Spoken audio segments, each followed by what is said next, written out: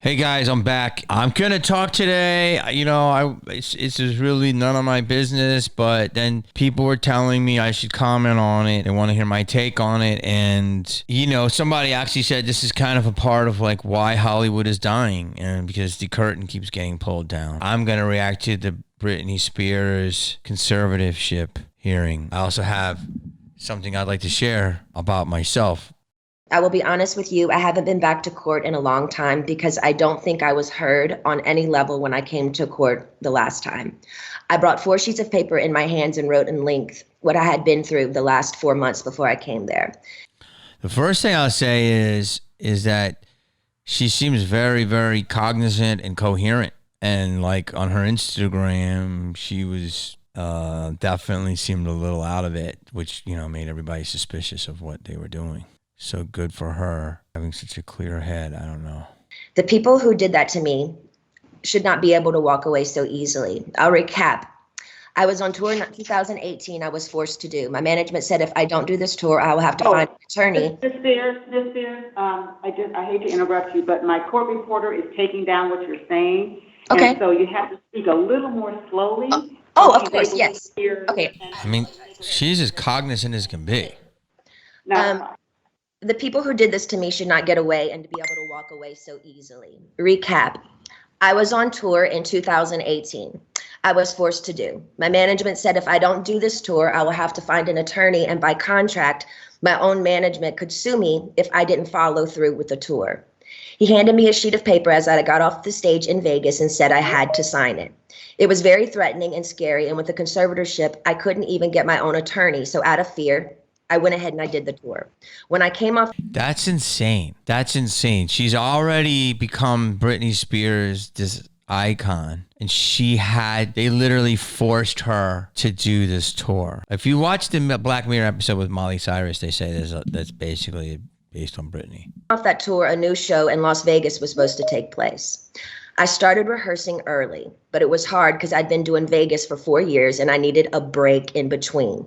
But no, I was told this is the timeline and this is how it's going to go. I rehearsed 4 to 4 days a week, half of the time in the studio and half of the other time in a Westlake studio.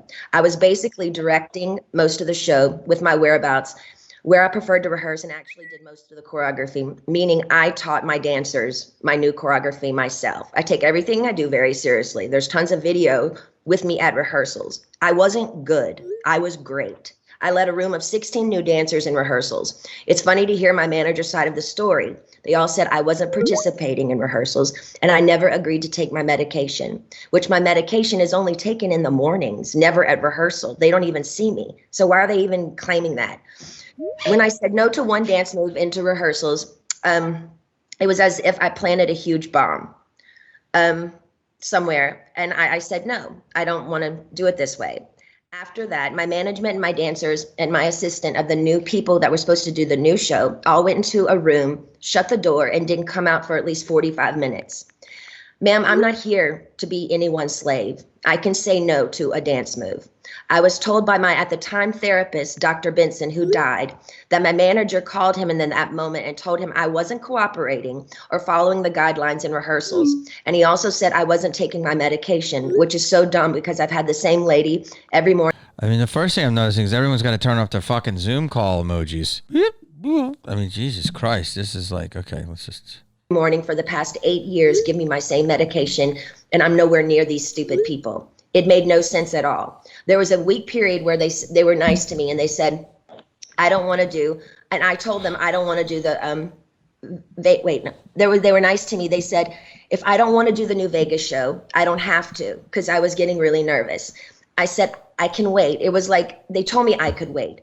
It was like lifting literally 200 pounds off of me when they said I don't have to do the show anymore, because I was really, really hard on myself and it was too much. I couldn't take it anymore. So I remember telling my assistant, but you know what? I feel weird if I say no. I feel like they're going to come back and be mean to me or punish me or something. 3 days later, after I said no to Vegas, my therapist sat me down in a room and said he had a million phone calls about how I was not cooperating in rehearsals and I haven't been taking my medication. All of this was false. He immediately the next day put me on lithium out of nowhere. Oh he my took God. Me off I gotta stop. I'm getting fucking PTSD and I'm not Britney Spears. This is so corrupt of like, you become Britney Spears. She has a team and no one right now is having her back. Took me off my normal meds I'd been on for 5 years. And lithium is a very, very strong and completely different medication compared to what I was used to. Let's just say I fly to St. Louis and I'm going to do a comedy club there. And I got to do 3 radio stations on a Friday or 4 and 2 TV appearances. Okay, this is nothing. This is a wart of a problem compared to all of this stuff. This is nothing. But if you do that 2-3 weekends in a row, or you had a rough week before, you get in, you get cranky, you're not funny, you feel tired. Your agent's just like, don't piss off the club, you know, keep going. Because the agent wants to be able to book more clients there. I can't tell you how many times my reps have taken the side of the buyer as opposed to the artist. And there's times, obviously, when the artist is a complete, you know, imbecile and an asshole, and that is 100%. But there's also times when the buyer is an asshole and an imbecile. You don't even know the levels of what this girl is going through. It's such a hard thing to comment on because she's in the rarest of air. I mean, she can't even go to the park. She's 25 years deep. She can't even go to the park without getting hounded by paparazzi. But besides that, she can't even go to the park because she's fucking a woman who's almost 40 years old who is completely being controlled. She has her whole life and she can't even fucking buy a Pop-Tart. You can go mentally impaired if you take too much, if you stay on it longer than 5 months. But he put me on that and I felt drunk. I really couldn't even take up for myself. She seemed drunk. I couldn't even have a conversation with my mom or dad really about anything. I told them I was scared and my doctor had me on 6 different nurses with this new medication. Come to my home, stay with me, to monitor me. They're all on the take. They're all on the fucking take. Not one person's your fucking friend. That's what I'm telling you, man. Money and fucking fame. Trust me, I know this shit. It has fucked up a lot of things in my life, but not me. You know, I always say money and fame doesn't fuck up the person who gets it. It fucks up the people around them. They get weird. They get entitled. They get insecure. They get enabled. They get fucking greedy. I can't tell you the amount of shit that's happened to me, you know. But I've never been controlled like this. I've had people control me at times or try to control me. I've never been drugged and had a team of people then fucking collude and conspire and go, yeah, we're all gonna do, you gotta do this, you gotta do this, you gotta do this. Like I've had that, like do this job, but not like where they're drugging me. It's enough to make you go batshit. I can't even, when they like all gang up on you, I've had that. It's like, come on, man. Were you difficult? Were you difficult? You know, they don't want to piss off the studio. They don't want to piss off they want to make sure that our relationships are tagged. Were you difficult? Were you difficult? Like, hold on. I just asked the fucking guy a question. Were you difficult? Like, I can't even imagine what it's like to fucking be on lithium and they're going, just do this, just do this. Like, watch the Miley Cyrus's Black Mirror episode. This is fucking coming true. This new medication, which I never wanted to be on to begin with. There were 6 different nurses in my homes and they wouldn't let me get in my car to go anywhere for a month. Not only did my family not do a goddamn thing, my dad was all for it. Anything that happened to me had to be approved by my dad. And my dad he acted like he didn't know that I was told I had to be tested over the Christmas holidays before they sent me away when my kids went home to Louisiana. He was the one who approved all of it. My whole family did nothing. Over the 2-week holiday, a lady came into my home for 4 hours a day, sat me down and did a psych test on me. It took forever. But I was told I had to then, after that I got off, I was told I had to then, after I got a phone call from my dad saying, after I did the psych test with this lady, basically saying I had failed the test or whatever, I'm sorry, Brittany, you have to listen to your doctors. They are planning to send you to a small home in Beverly Hills to do a small rehab program that we're going to make up for you. You're going to pay $60,000 a month for this. I cried on the phone for an hour and he loved every minute of it. The control he had over someone as powerful as me, as he loved the control to hurt his own daughter 100,000%, he loved it. This is sick. I don't know where her mom was. If you watch that Free Britney documentary, there was a lady that was her friend forever and it slowly got edged out. And then the documentary, she seemed like a real sweet lady. This is sick. And she has to pay. All this is like, they're all taking salaries from her. Okay? They're all sucking off of her. She's doing something she doesn't want to do. They're draining her accounts, draining her energy, draining her legacy, draining her life. And then they're going, you got to go here and it's going to cost you $60,000. And we're not, you're paying for it. Do you know how maddening that is? I can't even imagine. And you wonder why she shaved her head. In California, the only similar thing to this is called sex trafficking, making anyone work against their will, taking all their possessions away, credit card, cash, phone, passport card, and placing them in a home where they work with the people who live with them. They all lived in the house with me, the nurses, the 24/7 security. There was one chef that came there and cooked for me daily during the weekdays. They watched me changed every day, naked, morning, noon, and night. My body, I had no privacy door for my room. I gave 8 gallons of blood a week. If I didn't do any of my meetings and work from 8 to 6 at night, which is 10 hours a day, 7 days a week, no days off, I wouldn't be able to see my kids or my boyfriend. I never had a say in my schedule. They always told me I had to do this. And ma'am, I will tell you, sitting in a chair 10 hours a day, 7 days a week, it ain't fun. And especially when you can't walk out the front door. And that's why I'm telling you this again 2 years later. After I've lied and told the whole world I'm okay and I'm happy, it's a lie. I thought I said that enough. Maybe I might become happy because I've been in denial. I've been in shock. I am traumatized. Can you imagine if Britney tried to run away and they just said, oh, she's crazy, because that's a cash cow. Oh, she's crazy. Could you imagine if she got into a car and tried to get to Mexico? Oh, she's crazy. And the person that helps her get there, you kidnapped Britney. Say it, Britney. They'll give her a drug. This is insanity. This is insanity. This is insane. This is a girl that is an icon that has made hundreds of millions of dollars and can't even fucking buy a Kit Kat bar. They can't, not only can she not do that, she can't even fucking go and have the wherewithal because they keep her so drugged to get a fucking thought to get a Kit Kat bar. She has kids. I had heard shit about her management for a while that they were fucking, go watch the Miley Cyrus episode, that they were just fucking completely running Britney, but I didn't know they were running Britney like to the point where she can't even get dressed. I hope she wins and I hope she gets her freedom. I can probably see her as never ever wanting to do anything in Hollywood again. It's sick. And this is why Hollywood is in trouble, because the more of this stuff is exposed, it shows you the sickness. Her life is destroyed. You know, and you can say whatever you want. She got money and all that stuff. She doesn't have money. She can't spend it. It doesn't matter. Let's say she gets all her money back. She's got so much trauma. I can only imagine. And, you know, at this point, I gotta bring up something.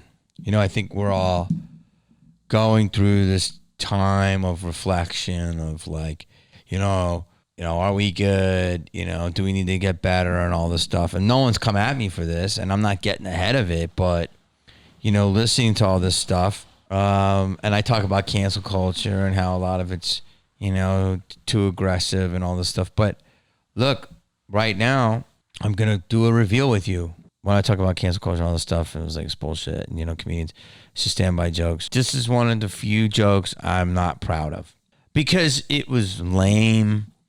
I was very desperate at the time. I was capitalizing off of something to catapult myself, you know, which you know, a lot of people try to do. I had my show on MTV. I had a reality show called Blowing Up, which I had worked on for about 7 months. Fucking hardcore. Put my fucking soul into it. I put all my fucking soul into my album called Blowing Up. The guy that produced the show with me, he's a nice guy, but he didn't get it. My movies were starting to go down, so I was becoming like a fallen movie star. Our producer wanted a lot of control, and I already done my own shows a couple times. I didn't need this guy to tell me what to do, and it was a power struggle. But during that time, I did an MTV show. I did a comedy special that came out on Comedy Central, and I had an album. My MTV show, Blowing Up, came out against Steve Nash, like triple overtime, Phoenix Sun, either finals or semifinals. And it's just fucking, we did a point, like fucking goose egg. And then I was on a radio tour for my fucking album that was like comedy rap before everybody was doing it. That took a dump. My Comedy Central special, self-produced it. They had the time to air it like 50 times or whatever in the deal. They aired it on a Saturday at 8 p.m. The ratings were terrible. They aired it again at like 2:30 in the morning, like a week later, and then it was fucking done. So within a span of like a month, 3 projects that I worked on for like a year and a half collectively all came and died on arrival within like the first minute of it airing. Oh, the number, boom, the album, the sale, the fucking special. Okay. And I was fucking so depressed. During that time, I was also trying to get a hidden camera movie going. I had stop and start 3 different times, very big companies. I'm not going to drop the names. It was a fucking killer hidden camera movie. And as that happened, I started hearing about the screenings of Borat. I think it came out November or December. It came out right when Sacha Baron Cohen was doing that blitz around this time. And he just became monstrous. And I'm just becoming a has-been. And so at the time, Britney was going out to clubs and didn't wear her panties, I guess. And it was a huge story. Like, where's her panties? Where's her panties? Now, look, she didn't look drunk. She didn't look incapacitated. She didn't look angry. She looked like a hot girl that didn't fucking wear panties. And this company, X17, took a picture of it. It was all over the internet 15 years ago. It was like, holy fuck, Britney's not wearing any fucking panties. Sacha Baron Cohen was the biggest stunt fucking press getter at the moment. I was like, this guy's brilliant. I gotta get some of his shine. What do I do? So I'm like, I got it. So I fucking never did shit like this. I always just answer my questions and play ball. And I'm like a good little fucking Catholic schoolboy. And I'm like, yeah, well, there's the project. And blah, blah. What do you talk? Well, you on this thing? Well, how's your album doing? Well, it sucked. No one saw it. How's your special? Well, it sucked. No one saw. How's your show? It's canceled. Like, I had nothing. And they're like, they ask you these things on the carpet and you're taking a fucking shit. And then, Jonathan Taylor Thomas is over there going, hey man, fucking, I'm on Home Improvement. Well, you're done, like, what the fuck happened to you, Kennedy? And you're like, what the fuck? And so I was like, I gotta keep my name out there. So I brought panties. I went and bought panties at the fucking shop, on the lingerie shop on La Cienega, and I walked on the carpet and I put them on my fucking head like a loser, like a desperate loser. I put the panties on my head. And of course, all the press was like, and they're like, Jamie, why are you wearing panties on your head? Why are you doing that? Why are you wearing panty? And I just held up a sign and it says, I found Britney's panties. Because that was a big thing of like, where did her panties go? Why wasn't Britney wearing panties? So, and people were like, ha, ha, ha, ha, ha, ha. And I held it up. And as I was doing it, I'm like, you are the biggest loser of all time. Like, you're so desperate right now. Here's the truth. I was very depressed, very miserable, very trying to stay relevant. I took a situation that was very innocent, I thought, and I made a joke about it. And I made myself look like an idiot, and it didn't even smell Britney right. So people are like, you just look at this idiot, can't even spell Britney right, which I didn't. I literally put a marker on and I held it up because I was like, oh, this was like a Sasha stunt, Obviously his stunts were bigger and much more successful because he had this whole thing happening. I was mad at myself when I did it because I was like, I'm a loser. I'm so desperate. I'm mad at myself because it wasn't even it got me a TMZ hit. Great. Then I heard like a month later that, like, I don't know if it was true, but I did hear this because I was friendly with somebody in her camp. They were like, yeah, Britney saw that and she thought you were a fucking asshole. And that bummed me out. like I said, I was a loser. I was desperate. And it's one of the few jokes I really regret doing. I regret doing it because it made me look like a loser. I regret doing it if I made Britney uncomfortable. But the thing is, I'm going to say this. This was before all the big meltdown. I don't know what she was going through at that point, but she was going out to clubs and she didn't have any underwear on. So I did a joke. I didn't go after her once I saw her shave her head and stuff. I was like, it's on. I knew there was a lot of problems. And my only defense is I didn't go after her in her dark moment. I went after her in a light moment, but not after her. I tried to make a joke because I thought I was innocent. And I was really bummed if I did hurt her feelings. So she has a lot going on, but I just want to tell you, I'm sorry, Britney. You know, you have a supporter here. I can't even imagine what you're going through.